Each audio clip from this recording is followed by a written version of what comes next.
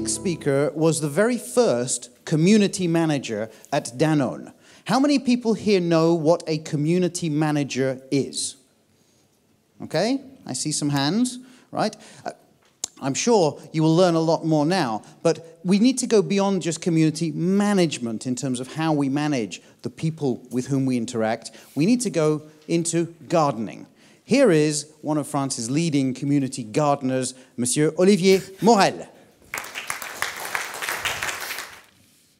Alors, nous allons parler de community management. Quand nous parlons de community management, forcément, nous pensons à des communautés, à des réseaux sociaux. Voilà quelques logos, plus ou moins connus. Chacun de ces logos est un ticket pour voyager. Alors je vous propose qu'on se lève pour voyager. Prenez le ticket que vous voulez, le réseau qui vous intéresse le plus, dans lequel vous êtes le plus à l'aise, dans lequel vous vous sentez le plus proche. Et nous allons décoller.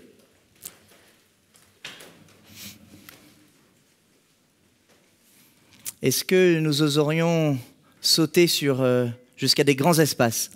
Un petit bond pour continuer l'aventure. Alors ces grands espaces qui nous appellent, ça pourrait être la Californie où bon nombre de ces réseaux sociaux ont été inventés. Et pour autant, ce que je nous invite à faire maintenant, c'est un voyage plus intérieur. Merci, vous pouvez vous rasseoir. Vous pouvez vous rasseoir et continuer la connexion avec un espace particulier, un espace intérieur, celui où habite votre petit enfant, votre enfant intérieur. Je vous présente Olivier. C'était un peu plus il y a 25 ans. Il n'avait pas tout à fait l'âge de raison. Il était déjà baigné d'amour, de l'amour de ses parents, qu'il chérissait. Et comme tout parent attentionné, aimant, attentif, eh ben, ils avaient envie de lui dire que c'était formidable qu'il existe.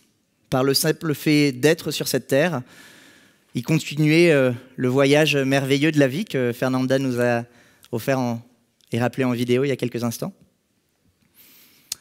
Ils avaient envie de lui dire ça, mais comme tout parent bien attentionné, qu'est-ce qu'il lui disait à Olivier? Il lui disait, pour continuer à être l'extraordinaire promesse que nous voyons en toi, travaille bien à l'école, fais bien tes devoirs, répète bien tes leçons, noue bien tes lacets, termine bien ton assiette, va bien te coucher. Et qu'est-ce qu'Olivier entendait? Il entendait un amour sous condition. Je t'aime si tu fais bien les choses. Oops, sorry. Bien faire les choses. Un conditionnement parfaitement intégré. Je grandis dans mon rapport à l'autre si jamais je fais bien les choses. Passer au miroir du collectif, nous nous mettons à tous faire des choses bien. D'ailleurs, on les fait si bien que notre productivité a crû de manière exponentielle. Quel voyage si nous regardons la manière dont nous produisons des objets, des choses, des services ces 150 dernières années, ces 50 dernières années, ces 10 dernières années. Comment on a accru notre capacité de produire. Et en bonne partie pour le bien de l'humanité. Nous avons intégré le fait que nous avons tous, quelle que soit la manière, quelque chose à faire ici. Notre rapport au monde passe par le faire. Et c'est tant mieux. C'est assis sur une représentation du monde linéaire, en chaîne de valeurs, où on découpe nos activités étape par étape, et sur chaque maillon de cette chaîne de valeurs, nous avons des choses à faire, un peu comme des shadoks. On pompe, on fait, on s'agite. Cette chaîne de valeurs, elle est basée sur 7 croyances. 7 croyances qui ont été très utiles pour construire la société moderne, industrielle que nous connaissons, que je décrirai par La croyance en la croissance, infinie, inarrêtable, en la compétition, en les valeurs de la compétition, en l'effort et en les valeurs de la concentration, le sens de la carrière, de la consommation, la consolation, et puis aussi les valeurs de conformisme. En m'entendant, vous sentez bien qu'il y a des doutes, il y a des fragilités au moment où j'exprime la force de ces croyances. Si elles ont été très utiles pour arriver à l'état d'avancement que nous avons atteint aujourd'hui, elles démontrent des limites. Sur le thème de la croissance, par exemple. Alors, je parle sous l'autorité des experts en cosmétique et en parfum qui sont ici, mais je me rends bien compte que ce n'est pas parce que je vais rajouter plus de parfum ou plus de rouge à lèvres que je vais forcément sentir meilleur ou être plus beau. Le toujours plus, l'accumulation de choses, n'est pas synonyme de développement d'être ou de succès. Sur le thème de la concentration, pourquoi est-ce que le mieux, je le tirerai toujours de la focalisation et de l'effort et de la douleur? Qu'est-ce que j'ai à prouver par ma peine? Est-ce qu'il n'y a pas des choses très belles qui se font aussi sans effort? Sur le thème de la carrière,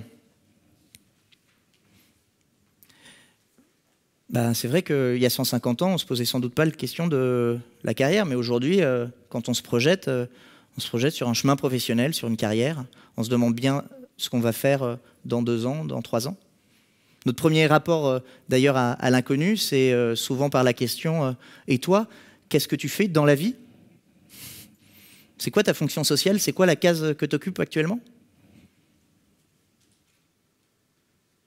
Sur le thème de la consommation, on se rend compte des déviances d'une consommation excessive. Je voudrais éclairer celle, pas de la consommation de masse, mais de la consolation de masse.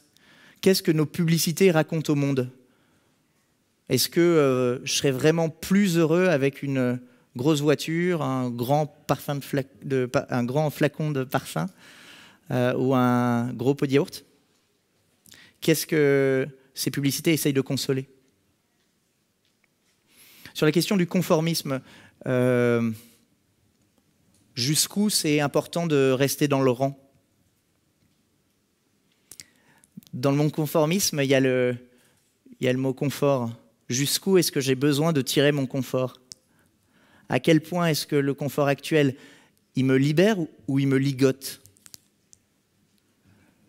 Quand j'ai 3, 4, 5 écrans, tablettes, objets connectés, est-ce que ça me libère ou est-ce que ça me ligote? Est-ce que le confort ne peut pas passer par du moins, vers de la sobriété, vers de l'allègement? Alors ce système de croyance, il s'est construit progressivement. Il a eu des avantages, mais aujourd'hui peut-être qu'il nous asphyxie un peu. Un peu comme si nous étions une grenouille mise dans de l'eau, dans une casserole qui chauffe progressivement. Alors l'eau elle était froide, donc effectivement la température a augmenté, on était mieux. Mais en augmentant le thermostat progressivement, la grenouille ne se rend pas compte qu'à un moment, elle va finir brûlée.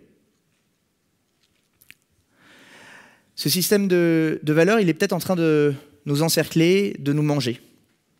Pire, dans cette société des biens de masse, dans ces sociétés du grand étalage des biens de consommation, dans ces rayonnages, peut-être que ce qui a fait notre force sont devenus des barreaux qui nous enferment. Des prisons dans lesquelles nous devenons des fantômes, dans lesquelles nous perdons nos âmes. Nous ne sommes plus des humains, nous sommes des consommateurs. Pour certains. Alors qu'est-ce qu'on dit au petit Olivier? Qu'est-ce qu'on dit à mon enfant intérieur? Qu'est-ce qu'on dit à vos enfants intérieurs? C'est la fin de l'histoire. L'âge du fer, F-A-I-R-E. La société industrielle, elle s'arrête là, comme ça.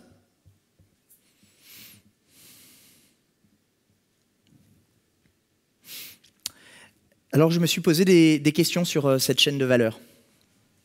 Je me suis posé des questions sur les maillons de cette chaîne, sur ces liens. C'est un parcours initiatique que j'ai vécu ces 10 dernières années, qui s'est accéléré ces 3 dernières années.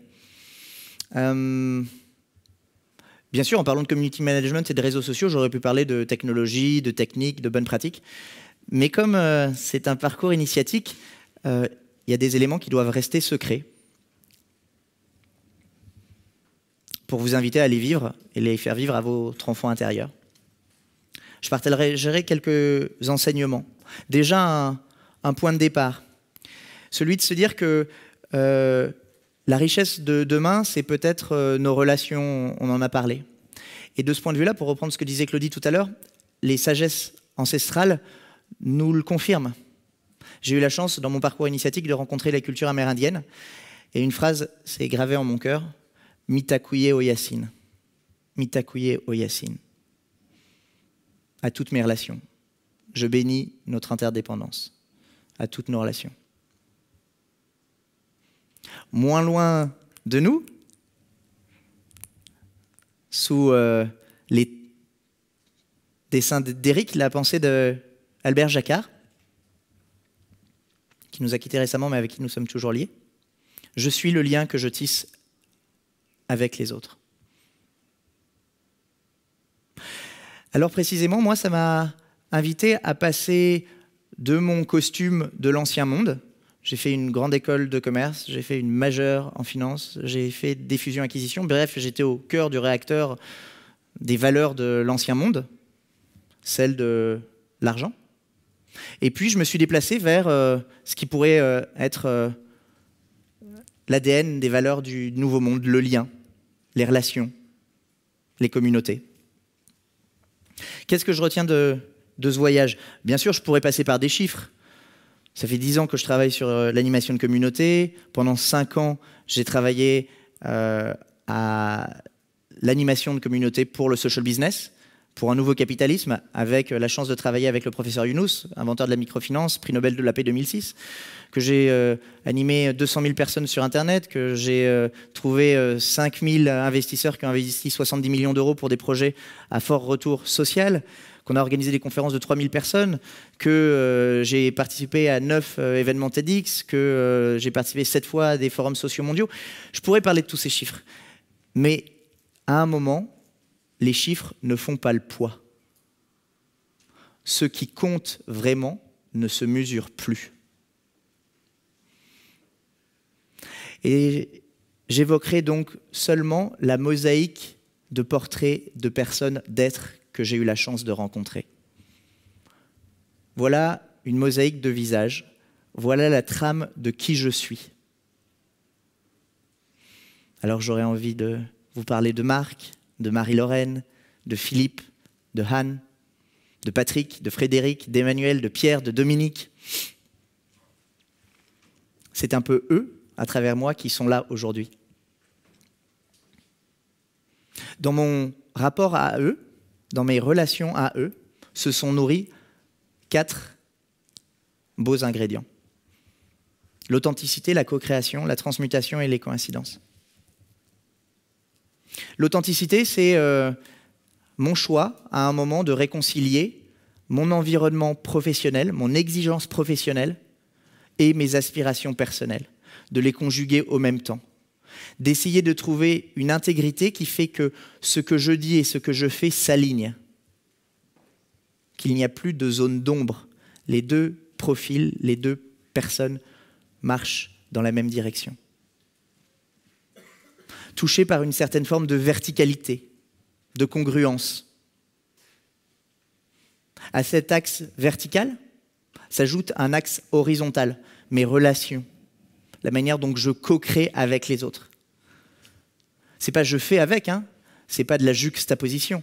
Non, je co-crée avec et nous participons, nous sommes au service de quelque chose qui nous dépasse, qui nous relie, dans lequel il n'y a plus de jeu de est-ce que les pièces s'emboîtent bien, c'est comment est-ce qu'on avance pour participer à une histoire qui va plus haut et plus loin que nous. Après l'axe horizontal et vertical, il y a cet axe temporel, celui de la transmutation, de laisser le temps agir en nous, en ce que nous construisons. J'ai participé à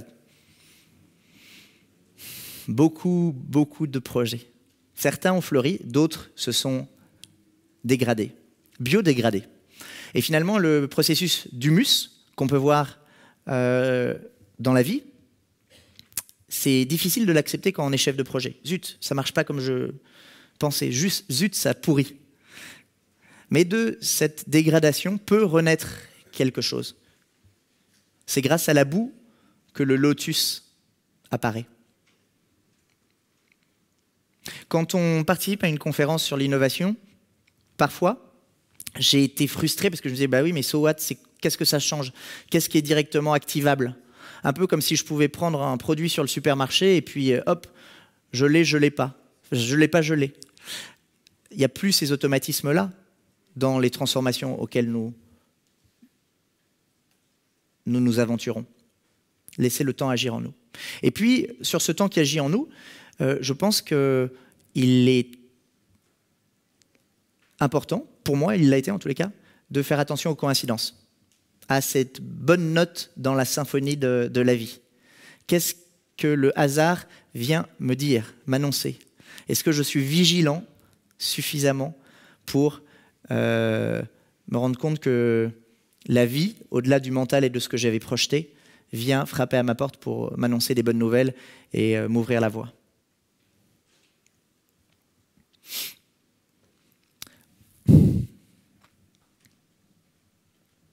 Alors quoi? Eh bien alors, si je viens aujourd'hui, c'est pour partager un rêve. J'aurais pu partager des connaissances et des savoirs sur le community management. Mais je pense que ce dont j'ai besoin, ce dont nous avons besoin, ce dont le monde a besoin, ce ne sont pas de connaissances, mais de rêves. Et de création de nouveaux espaces pour rêver, expérimenter. Quand je parle de TAS, je ne parle pas de pilules, je parle de zones autonomes temporaires où nous pouvons vivre d'autres manières de vivre, d'autres manières de faire société. Et aujourd'hui, par rapport aux enjeux du monde que nous vivons, il paraît nécessaire de se remettre à rêver. Là où nos connaissances sont limitées, notre pouvoir d'imagination déborde le monde. Alors mon rêve, ce serait quoi? Eh bien, ça serait de créer une villa de la recréation. Temporairement, peut-être juste le temps d'un été, sorte de Villa Médicis. La Villa Médicis à Rome a été un formidable terrain pour la Renaissance, pour permettre aux artistes de l'époque de peindre le monde, de repeindre le monde.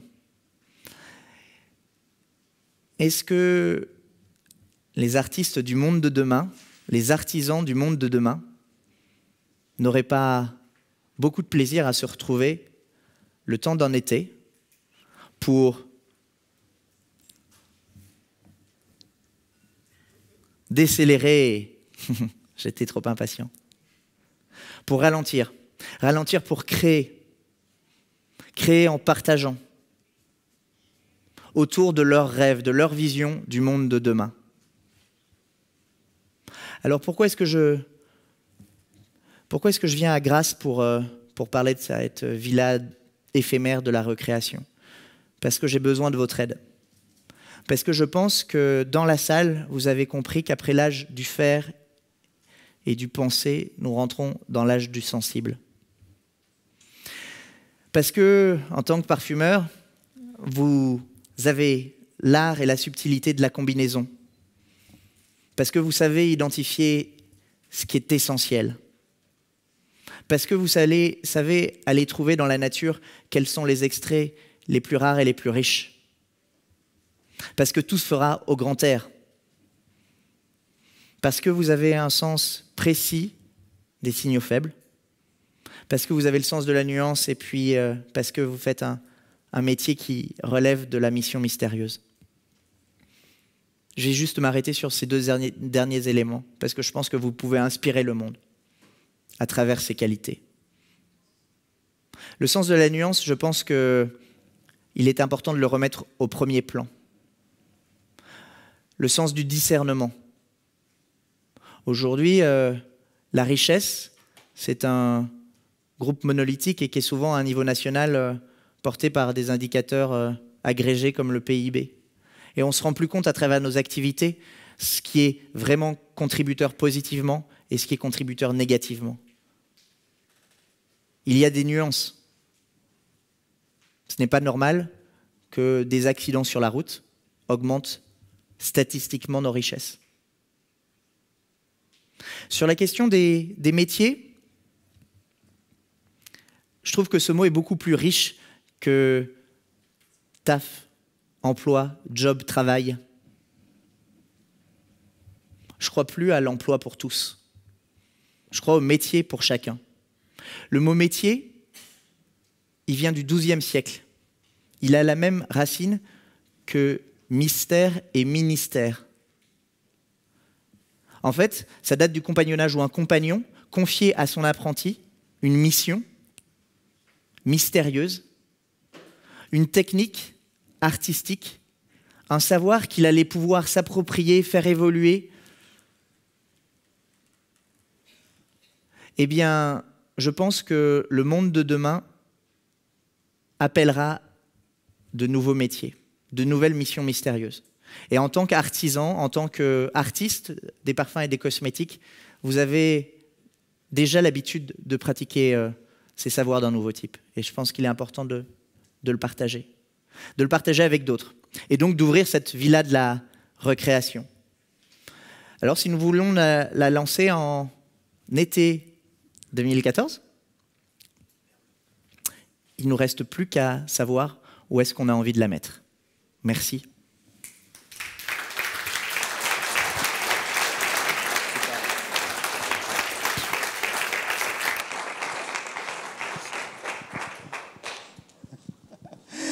Il y en a eu des chiffres.